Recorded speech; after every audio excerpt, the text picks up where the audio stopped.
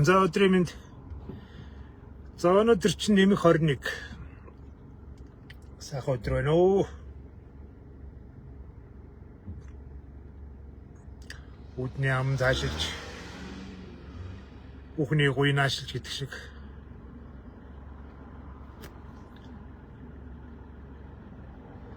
Амралтын өдрийн барайгаа их явж байна. Нэг агууштай зүйл нь сүүлийн үед гэр бүлийн улсууд ирж бариулж байгаа нь хэцүү юм. Эрүүл мэндээр хувийн одод яах вэ? Аюулаа сайхан бай гэж. Над дээр одоо гэр бүлийн 3 хос явж байна. За чин тохиос солихдох гэдэг.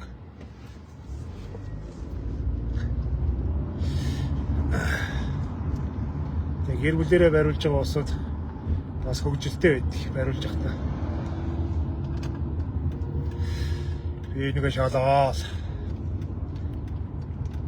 Зарим нь атмаа ихнэрүүд нь загнаа л гэдэг.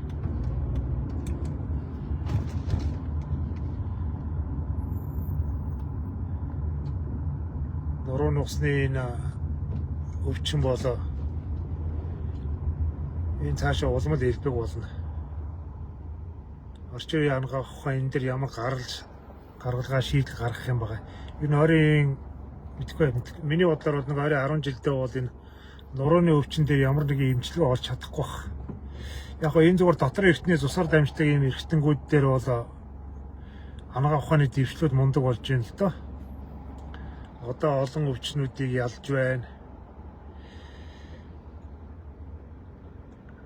Энэ сорья, тахалла, тембо гэдэг. Одоо дээхэн үед чи одоо энэ таргуун дахлаар 50 сая хүн, тембогоор 30 сая хүн өдөр дэлхий дээр нас орж исэн гэж 30 сая шүдэ бурхан минь. Тэр үед дэлхийн хүн амч цөөхөн байж. Одоо бол энэ бэлгийн замын биднээсийн хамгийн их айдаг энэ тембо гэдэг өвчин маань ганц хоёр тариад байхгүй болдог. Ийм анагаах ухааны энэ дэвшлэлтэй ер нь явандаа энэ бэлгийн замын өвчин байхгүй болно гэж байгаа. Энэ эсрэг вакцинч гарч ирнэ. Ер нь нэг ойрын 15 жилдээ бол олон хавдрын өвчнүүдийг анагаах ухаан шийддэг болно гэж байгаа. Хавдрын эсийг устгадаг. Тийм болно л гэдэг. Энэ цусаар дамждаг энэ эргэтэнгүүдийг бол анагаах ухаан бол янзлаад байна өө. Энэ ясны энэ гажиг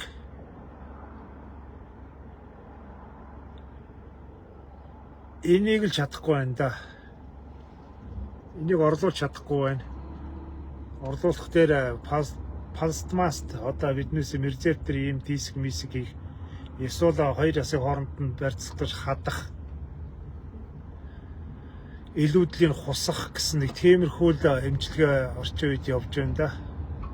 Тэгэхээр ингээд хиймэл ястай үетэй дисктэй болж явахаар байгалийнхаа өөрийнхөө өгөгдлөөр энэ өөрийнхөө заягдсан ясаа янзлаад явж ясна хамаагүй дээрэлтэй мэдээж эн чинь төмөр пластикаараа нуруугаа орлуулж явбал ямар олиг авах вэ чинь өөрийн төрөлхийн юм биш юм чинь.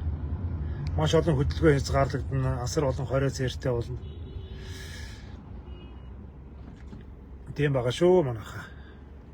За тэгээд өнөөдөр нэлээд халуун сайхан өдөр болж байна. Тэгээ би ч машин дотроо явж лээ, машин суугаад ажил руугаа орчдөг, ажлаасаа гараад машиндаа орчдөг учраас нэмгэн нойтын явж гинөө. Гадар гудамжаарч арай ингэж нүцгэн явж болохгүй л дээ. Би ч нөгөө буугаад алхдаггүй ажиллагаа үдэн дээр уучдаг учраас ингэ яваад байгаа шүү.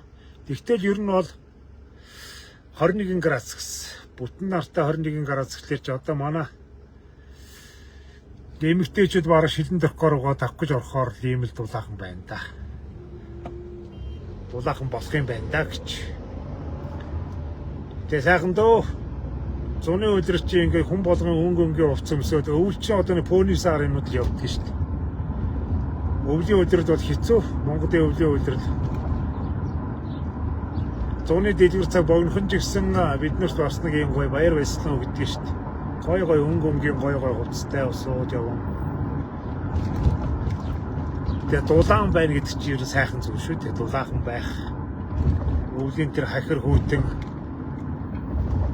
машин дотроос таарал, гадааш таарал. Тэгэл хурцээсэн, даарсан, чичирсэн тийм усууд ч бараг 6 сар арлаа шүү дээ. 11 сар, 12 сар, 1 сар, 2 сар, 3 сар, 4 сар, 5 сар. За 4 сар үртэл. За 5 сараас нь гайг болчих шүү. За 5 сартаа нэг жоохон орон гаранга бороо айнуутан салхи засаж байгаа. Тэгээ за 6 сараас тэгээд чинхээ сайхан өдрөл эхлэндээ манай нэгдүгээр оролтын замын голоор жоохон ногоорчч жоохон ногоо саялж байгаа юм байна. Одоо ч бол энд хөдөөж уугна. Яргуу ч одоо бараг хөгшөрж байгаа бохта 5 сараа ихэрч гарч тийм 4 сарын сүүлээр яргуу гарчдаг шүү дээ.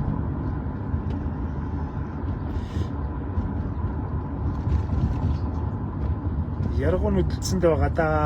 Одоо тэгээ нэг фэйсбүүк дээр нь яргуу эзэн ямааны мах зах энэ төр гэл явж өгнө үсттэй. Яргуу зүгээр ингээд яг шинэ яргууг аваад ажиллаад тэр навчтай юутай хэдэн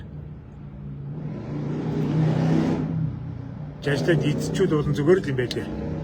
Хоолойны ангийн янз янзын зүйл бол хэрэгтэй юм байлээ. Би од нэг 2-3 жил бас яргуу идсэн. Би ч хоолойны өвчтэй юм шүү дээ. Тэгээд яргуу олж жагаад Бацанбөрийн тишээ байгаа, ийшээ баруун тишээ жоохон мод дагаал уул руу өгсөж явах тэгээ яргуу сингэртэй байж энэ да. Уулын ингэрээр нөлөө өдөөл байждаг. Тэгээ нэг шүдээ янз туснаас хашаа хоолоо өвтгөө болчихсон. Урд нь бол энэ хоолоондоо бас янз янзын юм хэрэгэлдэг байл. Хоолойн өвчин бас хэцүү өвчин шүү. Бас л тамалдаг өвчин штэ манайхаа. Тамлын штэ.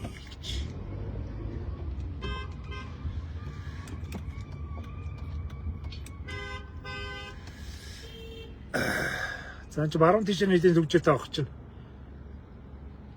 Миний Монголын ардууд морин уралдаан үзэж гин үү? Нөгөө дүнжин гар билүү ямар юм бэлээ? Тийм уралдаан нь болоод байгаа гэсэн чинь. Даахт тэгээд морьтон монголчууд морио их гал